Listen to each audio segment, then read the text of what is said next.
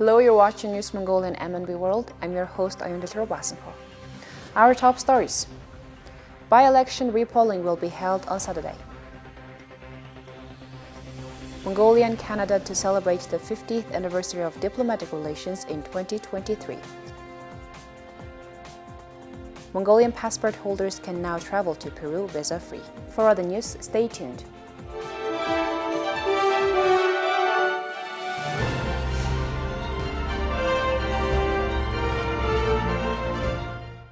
The Ministry of Health reported that 1,566 new cases of COVID-19 were reported today and 15 people have died.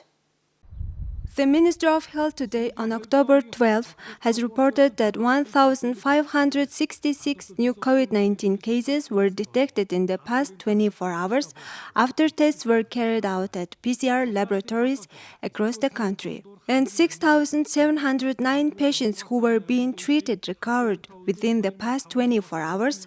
Unfortunately, 15 people died due to COVID-19 complications. All new cases are of domestic transmission, 1,107 out of which were confirmed on Ulaanbaatar, and the remaining 459 were confirmed in the provinces. 19,826 COVID-19 patients are being treated at hospitals nationwide. Additionally, 53,015 patients are being treated at home. Among the 19,826 COVID-19 patients being treated at hospitals nationwide, 10,613 are showing mild symptoms of illness and 350 are in critical condition. Currently in Mongolia, 2,252,914 people have received their first COVID-19 vaccine dose nationwide, and 2,134,111 people have received second dose of vaccine.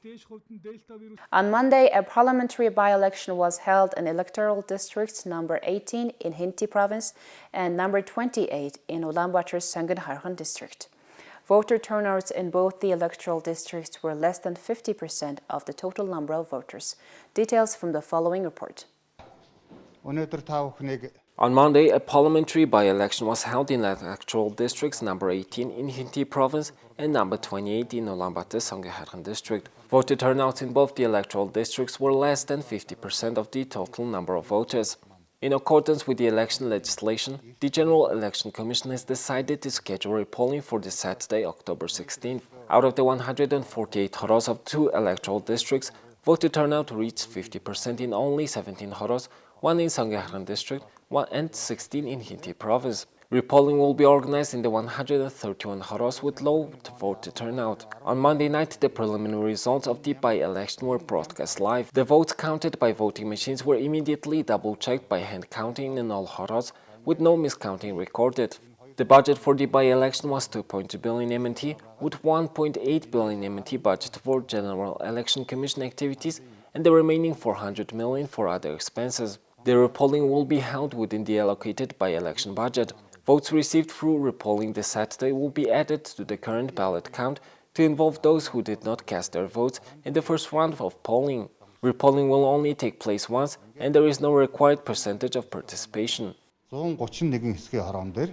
Mongolian People's Party member Somyawatar was elected to parliament in 2020, representing the Sangin district alongside Member of Parliament Uchrel and Anojan. Somyawatar resigned from the legislature on October 23, 2020 and took office as governor of the capital city and mayor of Ulaanbaatar on October 26, 2020. Current president of Mongolia, Khurelsukh, was also elected to parliament in 2020, but his victory in the 2021 presidential election necessitated the holding of a by-election.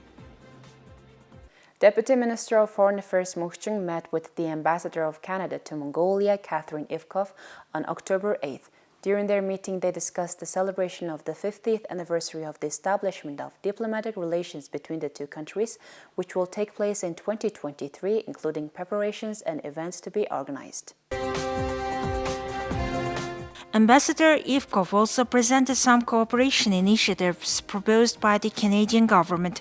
Both sides are committed to enhancing bilateral cooperation as well as promoting collaboration with the United Nations and other international and regional organizations on issues such as regional stability, human rights, climate change, gender equality, and peacekeeping. Earlier this year, during an intergovernmental roundtable meeting, the two countries agreed to further encourage bilateral trade and to cooperate on improving Mongolia's investment environment, in addition to promoting transparency, protecting intellectual property rights, and preventing corruption matters related to international trade and investment. Canada will continue to cooperate to support Mongolia's progress in meeting the United Nations Sustainable Development Goals and achieving tangible results through Canada's International Assistance Program, with a focus on inclusive governance, gender equality, economic development, and environmental sustainability.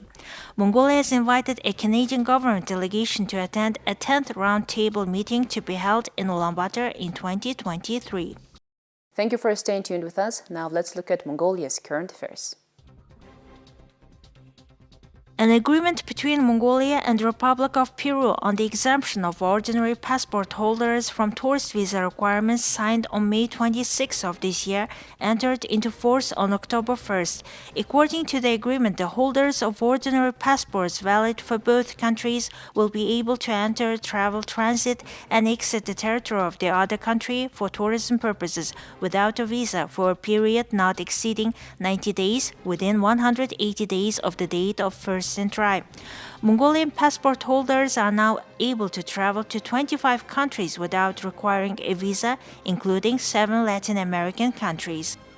Now let's check on the currency exchange rates provided by Mongol Bank.